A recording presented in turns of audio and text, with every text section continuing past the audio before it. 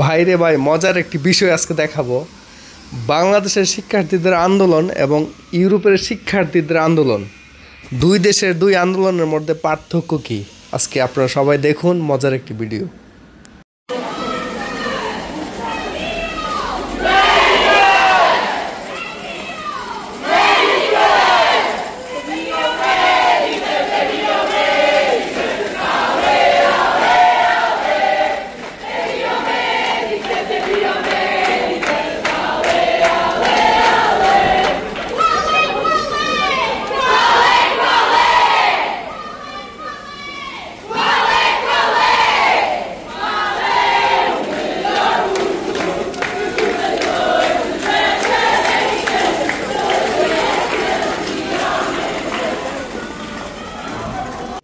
तो रुको जरा, सबर करो।